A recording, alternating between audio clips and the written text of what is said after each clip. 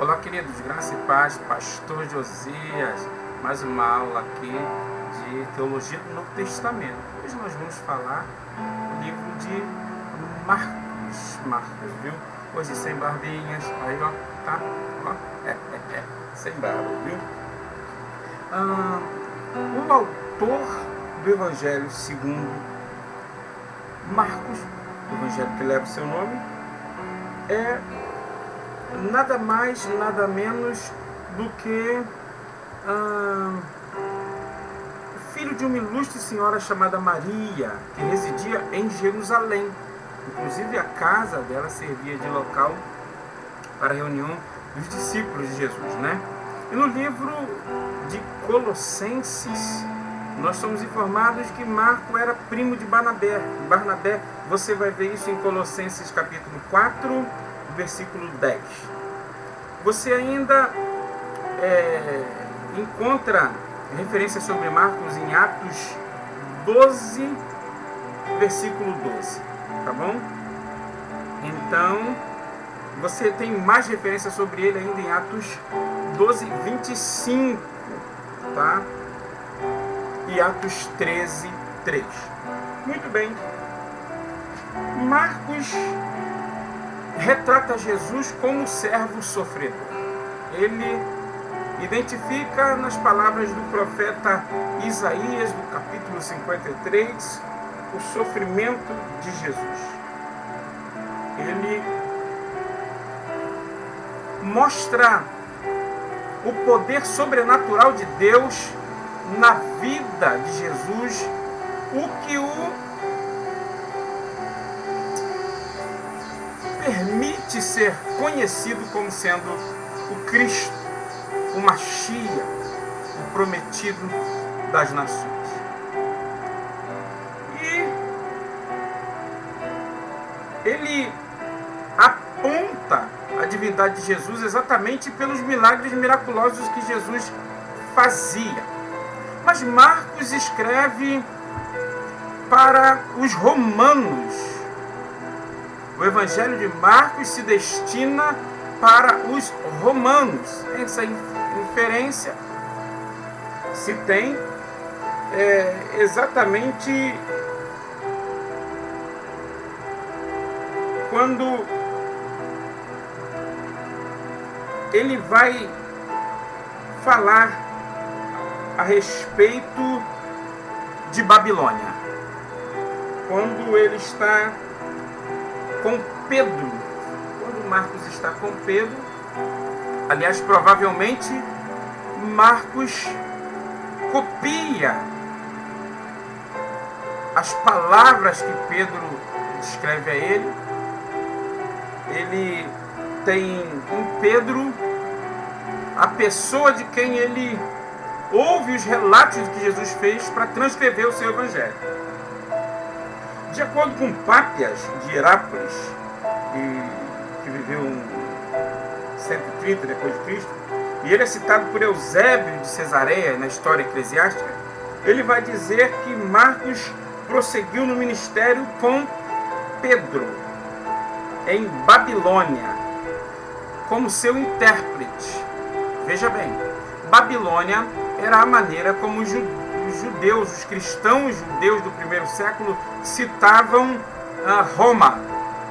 Citavam Roma como Babilônia, o lugar para onde foi levado o povo cativo. Então, Marcos compila o seu evangelho, ouvindo Pedro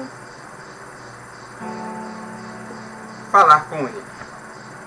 Dessa forma, Marcos ele principia também levar essa mensagem aos chamados gentios, as nações gentílicas.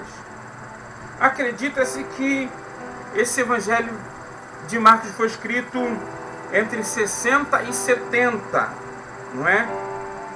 Agora, se nós pensarmos que em 70 o general Tito invade Jerusalém e sitia a cidade, destrói o templo Aliás, a citação de não ficará pedra sobre pedra que não seja derribada foi cumprida exatamente em 70 depois de Cristo. O general Tito invade a cidade e destrói o lugar dos revoltosos. Os judeus revoltados haviam se levantado em armas. Bom, então, se em 70 isso acontece, e se eu tenho em 69 o ano dos 3 imperadores, onde você vai ver Galba, Otão e Vitélio dividindo o império, né? Eles se tornando sucessivamente imperadores, né? Porque vem Galba e é derrotado por Otão, que por sua vez é derrotado por Vitélio. Então no ano 69 houve 3 imperadores num ano só, viu? E no ano 68 foi quando Nero ele se suicida, quando ele sai de cena do império depois de ser deposto pela guarda imperial e de perder todos os seus direitos políticos. Então acredita-se que entre 60 e 70, mas analisando com calma, eu diria que foi alguma coisa entre 60 e 64. Porque em 64 é que Nero põe fogo em Roma e culpa os cristãos. Então a partir daí começa a primeira grande perseguição, 64 depois de Cristo. Então, ao produzir seu evangelho, Marcos visava apresentar a pessoa, a obra e os ensinamentos de Cristo aos cristãos em Roma.